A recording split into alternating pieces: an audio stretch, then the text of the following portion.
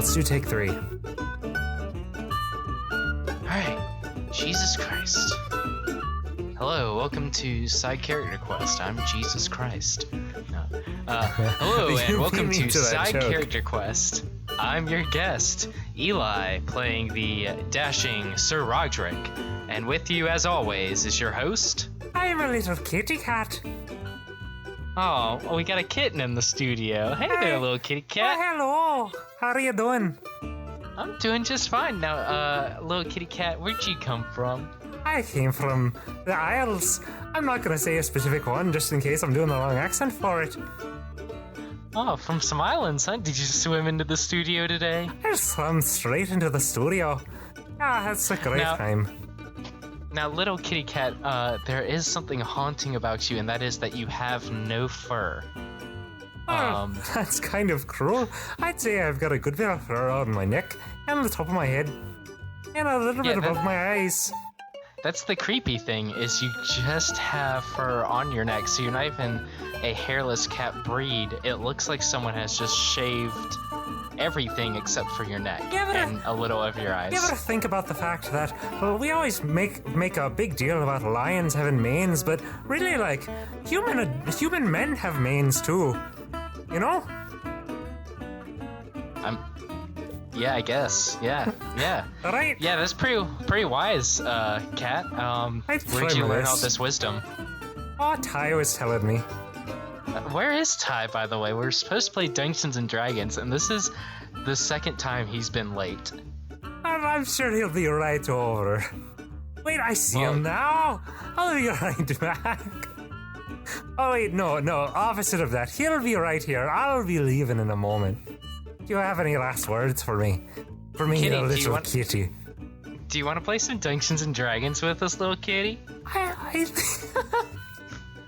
Can you roll dice?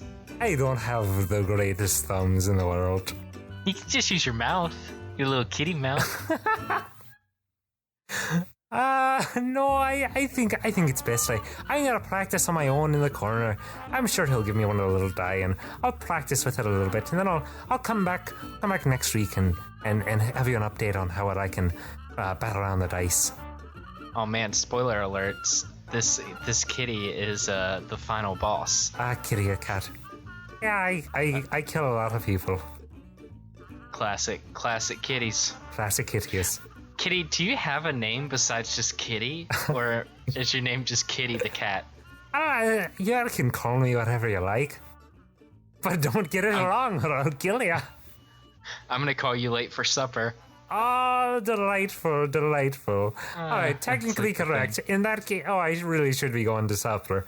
I'll see you later. Alright, bye, kitty. Bye.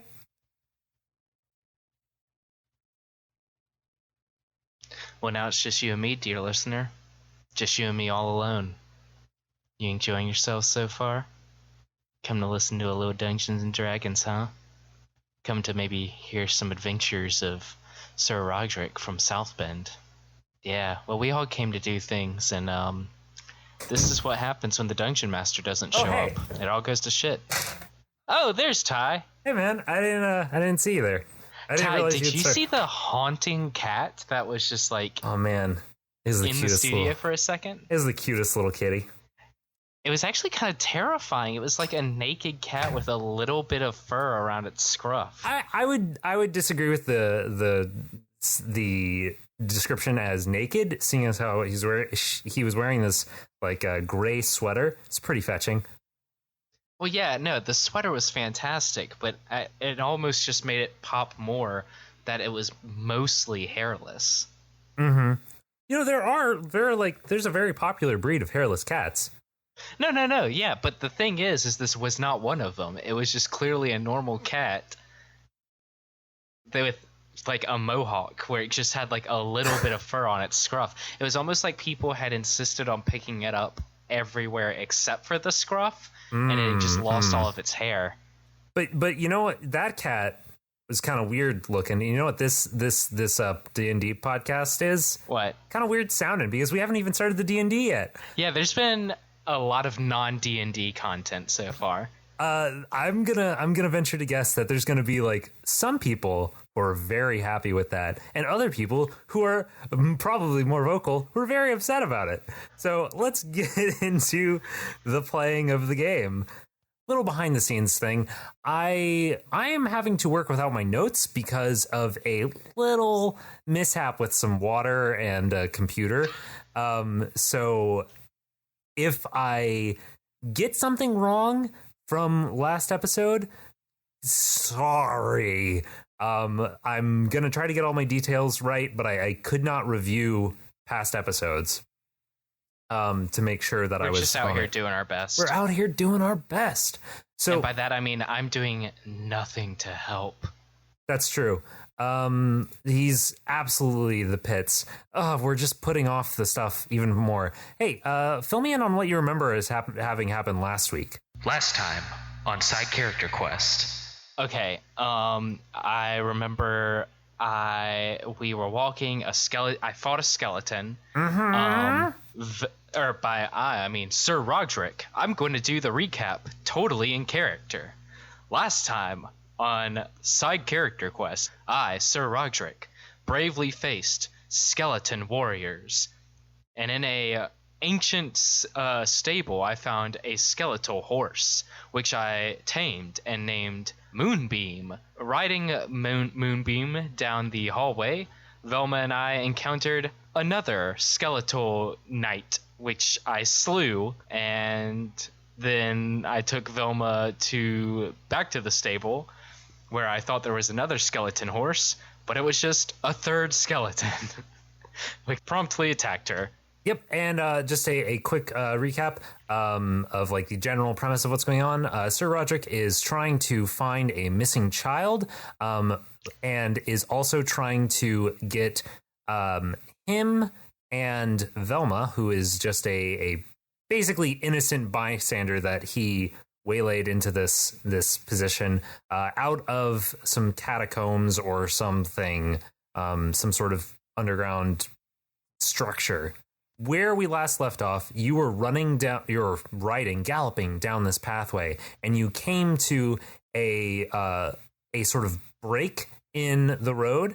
Imagine a Y, but the stem, like a capital Y, but the stem actually continues upwards.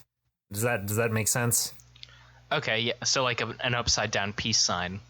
Yes, that is also good. So yeah, what do you do? So you've slowed down and stopped, just so you know. Yeah. Which road is the road less traveled?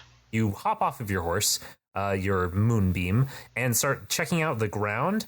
And you can tell that the main path and the right path appear to be the most like heavily trodden. The one on the left looks like it's the least heavily trodden. Like the main path has like these ruts in it that were carved by carts, maybe. Okay. I'm going to once again use my divine sense. Oh, sweet. So I believe we kind of talked about this. I kind of close my eyes and have my a little behind the scenes info. I have since forgotten how this ability works. So essentially, it allows me to know the location of any celestial, fiend, or undead within 60 feet of me that is not behind total cover. Mm-hmm. I know the type of anything detected, but not the identity. For example, I would know there's a vampire nearby, but I wouldn't know that that's Count Dracula. Yeah. And I can detect the presence of any place or object that has been consecrated or desecrated. Okay, and this lasts for how long? And how many times can you use it in a day? Or like a long rest? I can use it.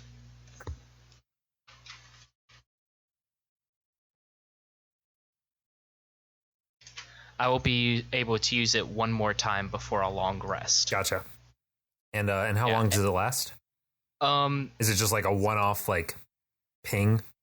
It's It says 1 turn, so like I think that's a couple of seconds. Yeah, so basically long enough to like get a vibe of the area. Exactly.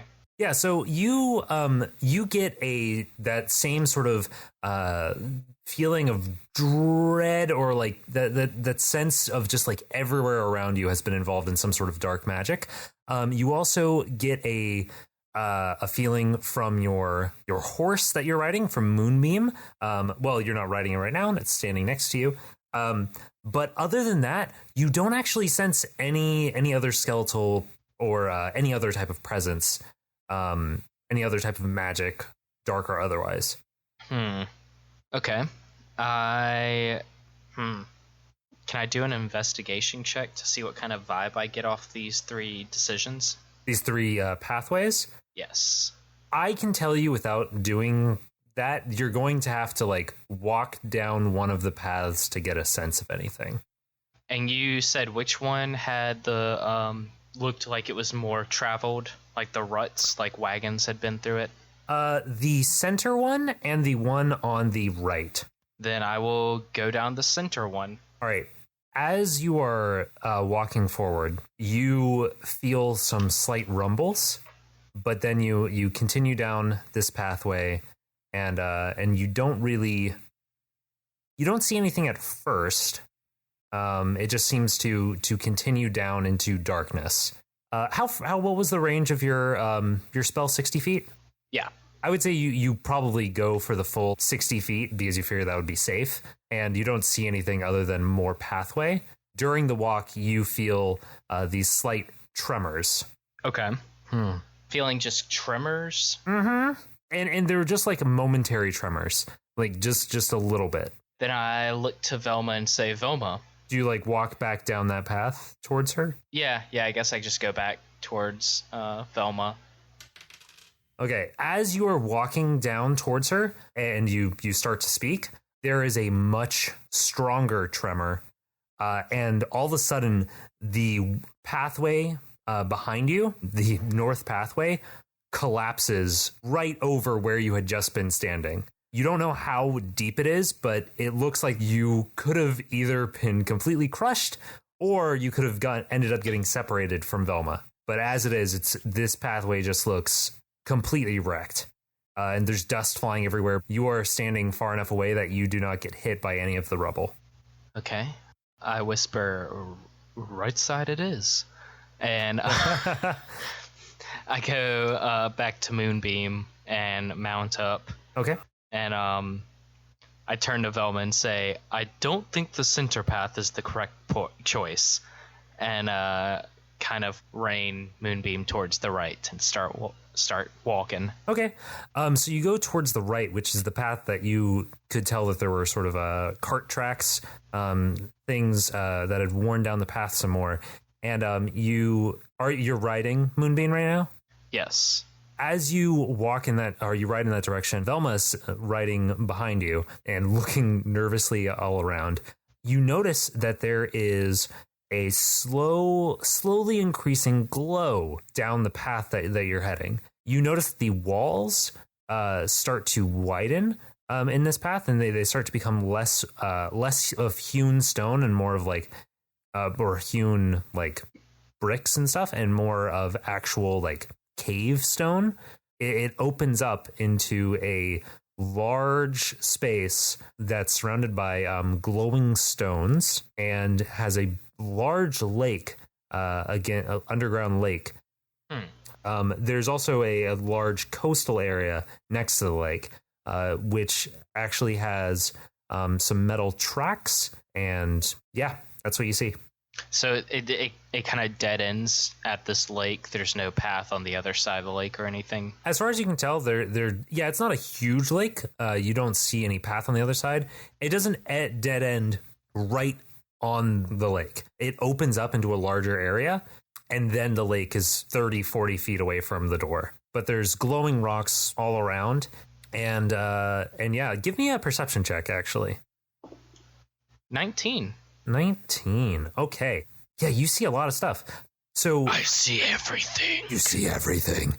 To the left of your entrance, you see a small, like, creature, maybe, well, small in the grand scheme of things, but large, as far as animals go. So like maybe the size of like a wolf or a large dog. You see this creature that's sort of sleeping, maybe. It's hard to tell.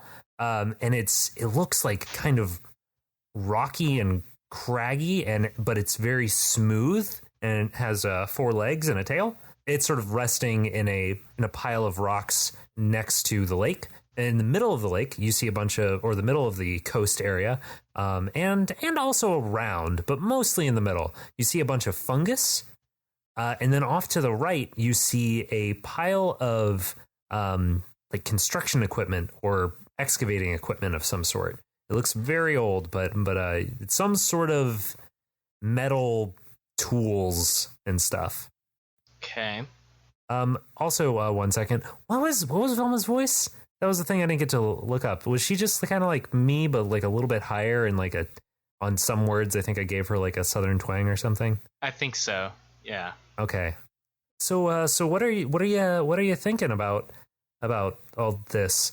She's kind of like, You kind of went Irish there a little bit. oh, okay. My bad. So what do you see up there?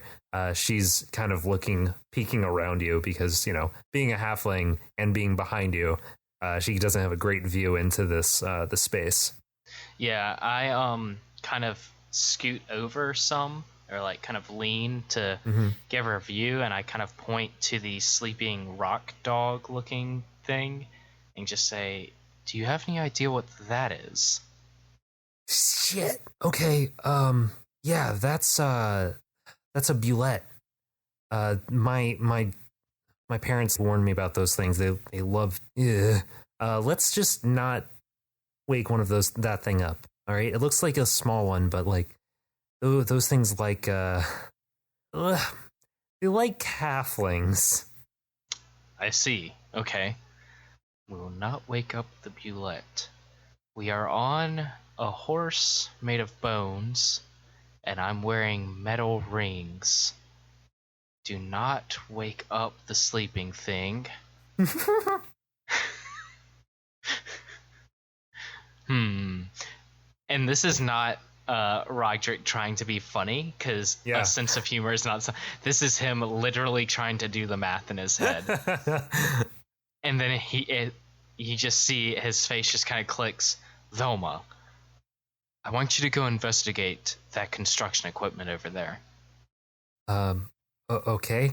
I can do that. But be quiet. Okay. And then I reach to my belt and I hand her my hand axe. And just say, just in case. Okay. So you have like a very, Sir Rodrick has like a very kind of calming presence, because he seems very confident in like what he does. So she... Wait. Before she does this, that was the only creature I saw, right? Yes. Okay, cool. For a second, I could not remember if you said something else and if I was just about to like send her into a lion's den or something. No. So you saw a pile of construction equipment. You saw the bulette on the left, and then mostly in the center, but also kind of scattered around, you saw like a bunch of fungus. Mostly like in the center towards the water. And then before she hops off the horse, I say, also, be careful for that fungus. I'm not sure what it is, but it's kind of glowing, and that can't be good. Just a point of order. The fungus itself is not glowing. The rocks and stuff are glowing. Okay. And also not all of the rocks, just some of them. But anyway, so she hops down and she's like, all right, I can handle this. So she grabs the hand axe and is like gripping it, like white knuckling that hand axe. When you say the thing about avoiding the fungus, she's like, okay, I'm going to, all right. I'm just gonna, and she presses herself up against the wall and inches like all, around this big open cavern space over to the mechanical equipment. And let's roll a stealth check to see how quiet she is. Yeah, she's reasonably quiet. She does a pretty good job. So she makes her way over there, does not get anywhere near the funguses, and does not Fungi. the fungi. Yeah, no, thanks, Eli. I appreciate that. And that was a funny joke. I'm a funny guy. What'd you say? Yeah. She moves her way around the corner. You're just shaking your head. You're shaking your head at me. Let's play some Dungeons and Dragons style. Let's quit with the puns and let's get down to the serious business. I want to know what's in this construction equipment. Well, I mean, as you've said, I'm a fun guy. I'm not a pun guy. And I'm dead. So she is inching her way over to the pile of construction equipment, and she manages to get all the way up to it with no incident, and starts poking around with the axe. As she does so, you see her startle a little bit. Then she backs away slowly, and she inches her way back over to you. And she rolled poorly enough that I'm going to make her roll again to see if she does fine. She gets the rest of the way there and back up to you and whispers, "That stuff is covered in centipedes, like big centipedes." And that stopped you. Well, I mean, it was just a bunch of crap. It was just like crowbars and pipes and gears and stuff. Like there wasn't really anything that I could do anything with. Okay. Did you, by any chance? I know I told you to avoid it, but do you know what this fungi is? Being an outdoorsy person. Oh, yeah. Being a halfling. No. Being a halfling. No. Being an outdoorsy person. Rodrick is not racist. We're not making that a thing. He's a super nice guy. Yeah, Sir Rodrick is, he's a very nice guy, but like the one thing you got to know about Sir Rodrick is he's always assuming that halflings know things about fungus. Don't they? Yeah, well, I mean, that's one thing that J.R.R. Tolkien established in his stuff about hobbits. It's that they like having many breakfasts and they love their fungi. Kush. Yeah, the kush. They love the kush. Actually, read the novels. Literally always talking about smoking weed. It is absolutely insane. I'm no joke, always smoking what they call weed. I think I remember seeing that in Shadow of Mordor. Like they made reference to it. Puff puff pass, Frodo. Yep. That's making it in. Yeah. So what do you think? I mean, you think that like the Bulette ate the girl? I think something more serious would have had to happen for her to come down here. I think if she came this way, there'd be some sort of sign. If you're willing to get a closer look at the Bulette to see if there's any signs of... No, I'm not. Well, okay, then The Bulette shifts a little bit, by the way, just like while you guys are talking.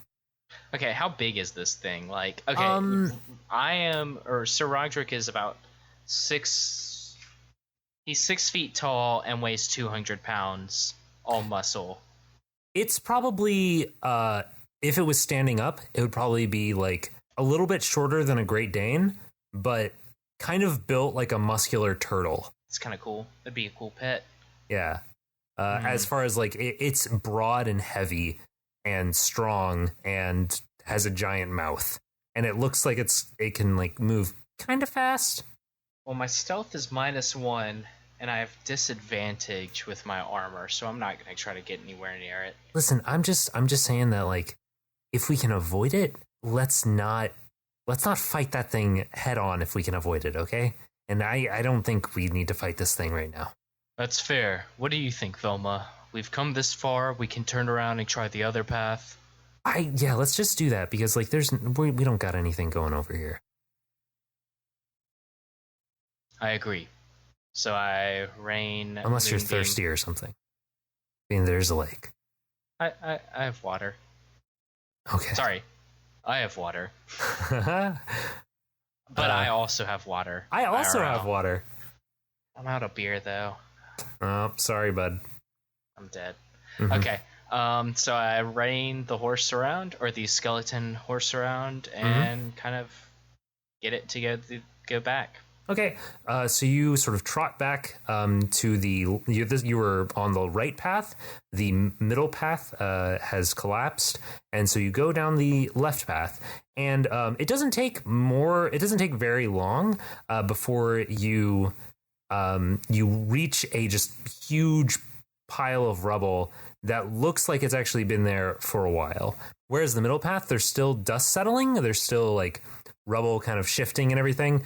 This path looks like it's been collapsed for some time. And yeah, that's what you see.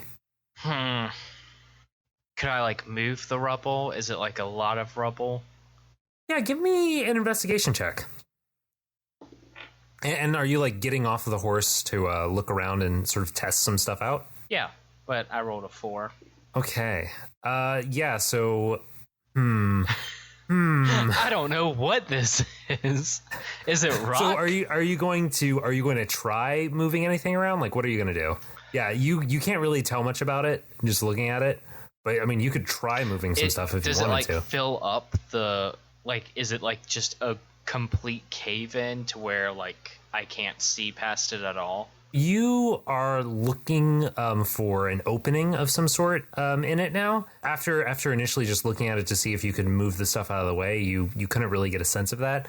So you start looking for an opening of some sort, and you do find a small opening about a foot across. It's hard to see, but Velma walks over and sees what you're looking at, and she holds the lantern up, and you can see that there is light. The light does go through and seems to open up into a larger path on the other side that continues out.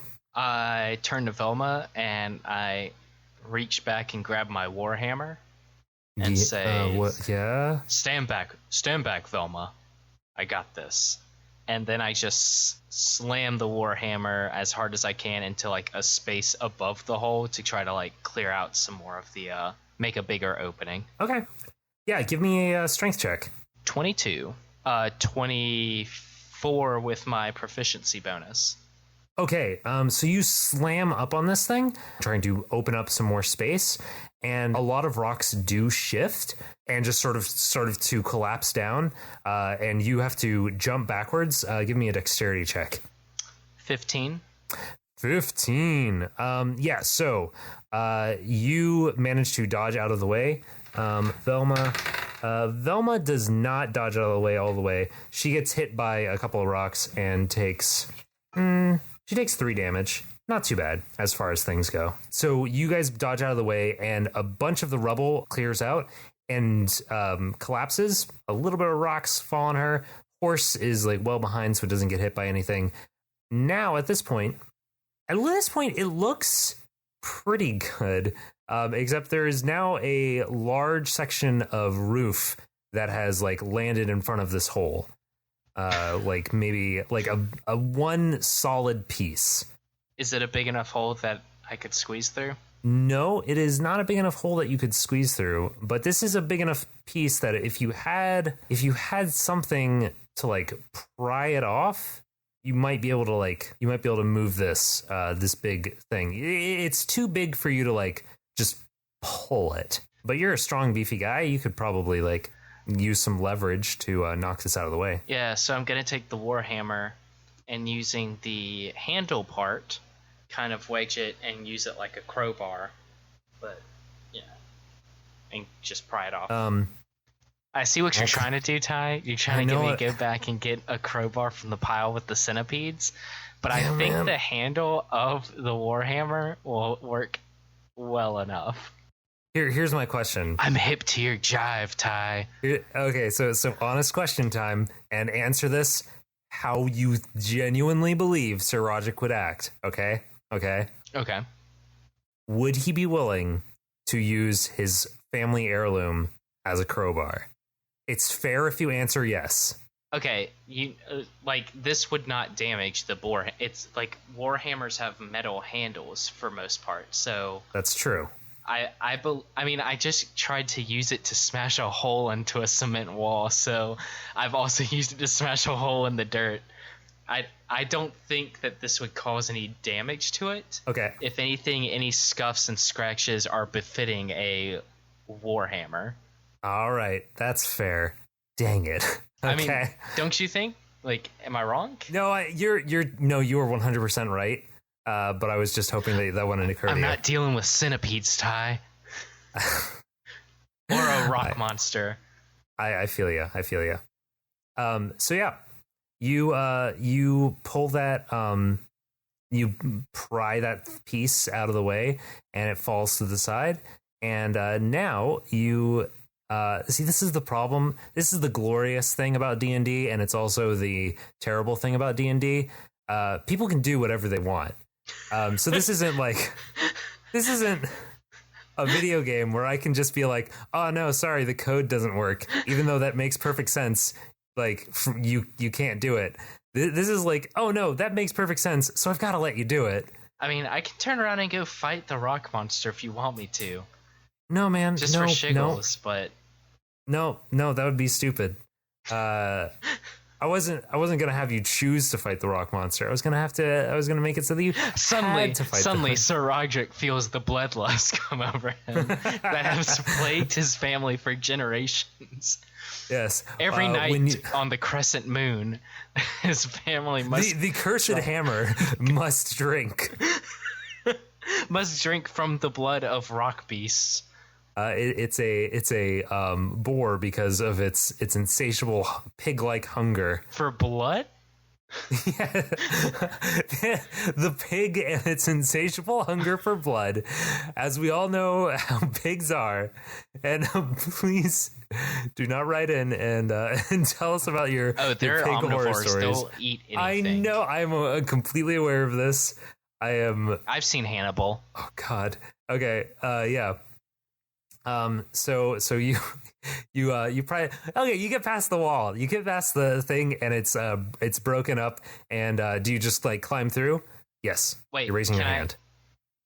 Can Moonbeam fit through the hole? Is Moonbeam, he's skeleton, he's yeah, you busted it up, you knocked off the wall, and like I made you jump through a lot of hoops, so I'm gonna say that it's wide enough that you could Tell me how you get Moonbeam through that hole. Moonboom. That's the new name. Moonboom. Wait. So here's the thing, though. Here's the thing, Rodrick. How are you gonna get him through this hole? All right. She's standing on the other side, and she's looking at Velma's like looking between the hole and you and Moonboom. She's like, how? Look at Moonboom over there. How are you going to get Moonboom through that hole? Like, you think he wants to climb up that rubble? I look at Moonbeam. Moonbeam, it's proper given its lumen name. Is that what you said earlier? Moonbeam. Moonbeam. That's his... I remember Moonboom. I remember Moonboom. No, it's Moonbeam. Moonboom and I go way back. I mean, you are like a father to it. Thanks. I mean, you created it. Him? Her? What's the size of its pelvis? Is it a male or a female? The pelvis is small for a horse. So I don't know what that means. That means it's a male. Okay, it's a male. Females have wider pelvises, at least in humans. That makes sense. At least in humans. Yeah, I assumed that was the case. You did have horses growing up, so I assumed you would know. I mean, yeah, I normally just looked at whether it had a dick or not. But that doesn't really play here with Moonbeam. So Velma asks whether or not Moonbeam wants to go through the hole, and I just look at Moonbeam with just this look of pleading on my face and say, "Hey, boy. You wanna come through this hole?" "Nay," says Velma. Oh, look at that. I come over to Moonbeam, with whom I've battled and tamed and had much adventure with over the past few minutes. And I take at the bridle and I just kind of like crouch, like just kind of like, come on, Come on, Moonbeam. And kind of like lead it to the hole. Moonbeam walks over to the hole.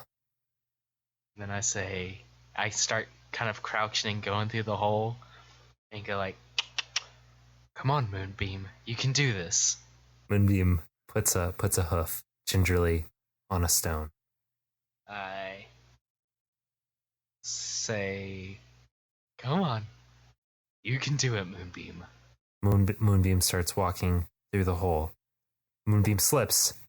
Moonbeam catches itself. Good job, Moonbeam. Huzzah! Moonbeam continues forward. And Moonbeam. It's hard to say. Moonbeam makes it to the other side. Wait, unscathed. Did you really think I named this horse Moonboom? Except for its complete lack of flesh. Did you really think I named this horse Moonboom? That's what it sounded like. Did you not? No, it's Moonbeam. I think you're messing with me. No, because you thought I was going to call it Moonlight because I have a horse named Sunlight, but I said no, it's like a beam from the moon, like a beam of moonlight, a moonbeam. What? We had this whole conversation last episode. This is what happens when you don't go back and. I thought it was like. I thought it was. Well, I thought your other horse was named Sinloot. I'm dead. This is the punishment for all the bad I've done in my life. Okay. Well, you are underground. So Moonbeam is through the hole. Yes, Moonbeam is through the hole, and you are on the other side. And I look at Velma and I say, I got him through the hole. Good job. Get on the horse. And then I hop on the horse and I help her up. And she climbs up, with your help. And I say, onward.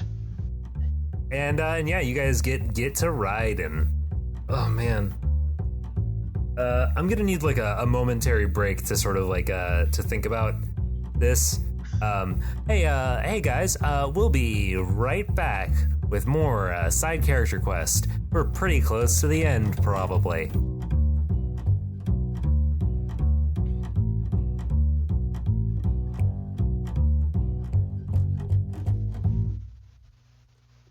So listeners, this is the fun of Dungeons and Dragons, especially being a dungeon master, is that generally the people playing are assholes and don't do what you think they're going to do.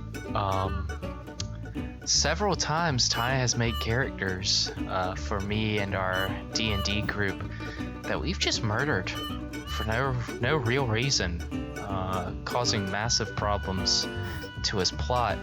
And here we have the first known instance in Side Character Quest of the player obstinately refusing to do what the DM intended for them to do. So what does the DM do? He shuts down for a second. Just stares into that dark mirror inside him and has to realize that he's got no ideas. That really we're all just playing God in this game. Pretending we know what we're doing, but secretly are just scared children. Dear listeners, I don't know if you've ever considered your own mortality, but think about life like this. Every day is another day closer to death. Every time you wake up, it's one less morning you have in your future. And every bowl of cereal is another bowl of cereal closer to death. And that doesn't matter what kind of cereal you're eating. Special K, Cracklin' Oat Bran, Reese's Puffs. So why waste any of your limited cereals on shitty cereal like Special K or Cracklin' Oat Bran? Eat Reese's Puffs. That's right, this week's episode of Side Character Quest is brought to you by Reese's Puffs. Peanut butter chocolate flavor.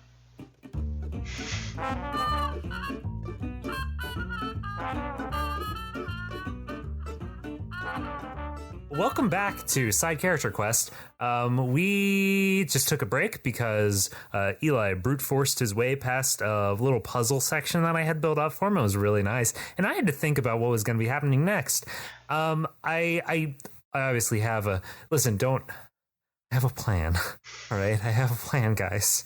Just chill out. Just calm down. Fun story, everyone. Ty has never made a puzzle that I have solved. I have only ever... They literally... There was a puzzle involving a key, and they literally broke through the wall once. And then Ty made a second wall that was stronger, made out of metal, and we had our Dragonborn breathe acid into it and melt the wall. There is no wall that is unbreakable in Dungeons and Dragons. God. It's like I can't just not... Yeah, anyway, whatever. So you guys are riding down past this path, riding Moonboom, and... As we're riding, I turn to Velma and say, Velma, did you get the vibe that we were supposed to do more in that lake? Like... Maybe we were supposed to face the rock monster. Are you crazy? That thing could have eaten us. Yeah, that would have been... That would have been stupid. Absolutely ridiculous. Why would we ever choose to do that? Why would some sort of omnipotent being put that as an option in our quest for this young girl? This is not the time for you to be questioning your faith, Sir Rodrick. No. Lumen would never do such a thing. Lumen is a strong, all-knowing, all-benevolent being. As you're saying that, you hear a loud crunching underneath the hooves of Moonbeam. Oh, Moonbeam, please tell me that wasn't your leg. And I look down to see what he's stepping on. So you look down, and his legs are fine. He didn't stutter. You look behind you. Velma's also pointing the lantern. The lantern, she's like spread out the light so that it's not just pointing directly in front. It's getting a more general feel. You've reined in Moonbeam so that he's slowed down, and you look back to where you heard the crunching sound, and you see another one of those skeletons, and it's just it's on the ground, and it's holding a sword, and yeah, that's what you see there. It's just lying there. Velma, hold on to that hand axe and be ready in case anything goes down. Okay. And we're just gonna keep riding forward. Okay. Are you paying like extra close attention? Like what are you doing? Yeah, head's on a swivel. I'm ready for any skeletons to come through that I gotta bust up. Give me a perception check. 14. As you're sort of turning to ride away, you notice that there is that in the skeleton's hand, which has been like broken off and knocked across the hall, there is a piece of ripped cloth, purple cloth, which looks unlike what you have seen down here before. Okay, at that I rein in the horse. I don't move forward. You're starting to turn around, and then you notice that and turn back. Yeah, I hand the reins to Velma and hop off and go investigate the cloth and the skeleton. What are you looking at? I think someone's been here, and I grab the cloth and kind of investigate. Would I know what the girl was wearing when she went missing? You did not ask, so no. Velma, I think I'm very dumb. I very specifically asked you in that first episode. I was like, so do you ask for any helpful information? Or? Well, I figured I knew the description of the girl, so that would be enough. But yeah. Do I know anything about the girl's culture or like the girl as a person? Like, well, actually, I'm gonna say that you did have like. You had said that you had noticed them when they arrived in town.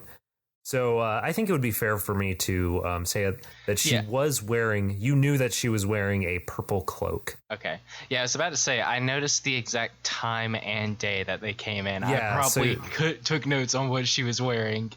Yeah. Okay. So you noticed that she was wearing a purple cloak. And as you're looking at this skeleton, has this gripped in its hand, you notice that its skull has been caved in. You also notice that it is carrying a short sword, and the short sword has a little bit of blood on it. Okay, I'm going to grab the short sword quickly, and I'm going to run back to Moonbeam, and I'm gonna kind of like shove the short sword into Moonbeam's hand? Yes, Moonbeam's eagerly awaiting mouth. No, I'm gonna shove it into Velma's hand and say, "We might have a fight ahead of us." Also, She does not know how to hit. She looks like, that look like if you were to hand somebody a sword, I guess. Like if you were to hand somebody a gun, that she's, sort of taken aback. I say, "I think we might be in for a fight." Side note, do I know what this girl's name? No, you did not. You did not ask that, and you definitely didn't take note of that. Okay. I think that Sheriff Jaime, I believe that he just assumed that you knew it because you knew all of these other things about it, about her. So he was like, well, he probably knows who she is. Okay. I'm just gonna yell down the path. Hello, is anyone here? Yeah, you don't get a response. She might be injured. We need to move quickly. And I hop on Moonbeam and I move a little bit faster than normal. And just like I'm looking all over the place. Any like possible ways off the path or any caves or anything. You continue down this path for a while. It doesn't take too long before you start to hear some noises. Eventually you see a slight glow off in the distance. You can tell that the hallway that you're riding down, it's going to open up. As you approach this path, this end to the path, you take Moonbeam down to a trot, and then slower and slower, and you reach the end of the path, and it opens up into this giant recessed cavern space. Down in the center, you see buildings. You see ancient buildings. You see fallen stalactites and rubble, possibly from the earthquakes that you saw earlier. You see signs. You see signs of like some sort of civilization that was here that you figure must be almost directly beneath South Bend, just based on how long you've been riding. And most disturbing about all of this is that this ancient civilization, it's not empty. You see hundreds of skeletons, and that's where we're gonna stop. Well, shit. Well, shit, Velma says. Damn. All right, how are we gonna end this? How are we wrapping this up? This has been Side Character Quest. Tune in next week to hear live coverage of Sir Rodrick shitting his pants.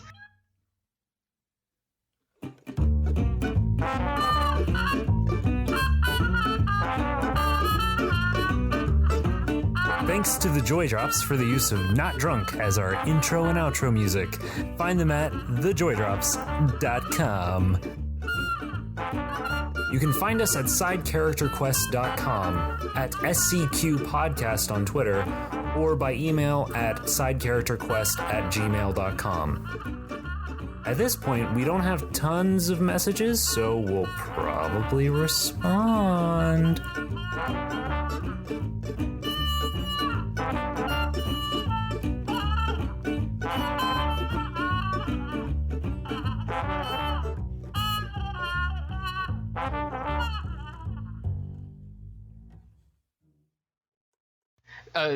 There'll be like a little music playing and then bloopers.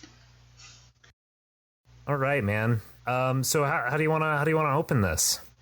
You ask me this shit every single time. You're gonna one of these days you're gonna learn just to go straight into it. Don't even wait. All right. Wait, no, hold on. I ask you, and then you're not even ready. That's how it goes. Hello, and welcome to Side Character Quest. I'm your guest, Eli, playing the charming Sir Rodrick. And with you, as usual, is your... God, nope. All right, take two. Cool. Here, Ty, give me a second. Sure I thing. just realized I don't have my iPad with me. Oh no. Okay, do your thing.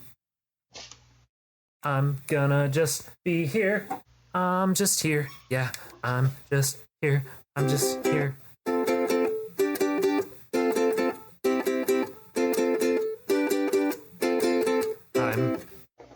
Hey, you back? I was just keeping everybody entertained while you were gone. Good. Okay. All right. Well, let me pull up her thing. Side character quest. Character notes. Oh yeah. Sir Rodrick NPC notes. Oh shit. I don't actually have notes for her. Oh wait. Oh man, interesting. I apparently did have a voice for this or a name for this person when I first made them. I just forgot about it when we were actually creating it. Originally, Velma was going to be named Logan. But then she turned into a girl. Yeah, apparently. Can Logan be a Logan could be a girl name. It's 2017. I mean, I chose the names with full intention to let that be the name regardless of the gender I rolled. Da da da da da. Yeah, so I just have to think about this because I expected you to deal with stuff at the other side. So I had all of my fortunately this has been a very like conversation heavy episode, so I feel like that's made it a little bit better. But yeah, I'm sorry, I just thought about what would Sir Rodrick do, and he wouldn't try to fight a sleeping animal. Like, that's just not how he do. Yeah, that's not how he do. He's a peace-loving person. See, what you should have done, Ty, is backseat DMing. Not like, I asked Velma if she would check the thing, and she said no, we should probably just move on. You should have been like, I'm not going up there, but maybe someone should check it out. Because then I would have been like Rodrick would have been like, it is my duty to exhaust this possibility. Oh man. And then I would have that fight the Rock Wolf. Well, that's true. I was just hoping that that I hadn't considered you using your Warhammer that way.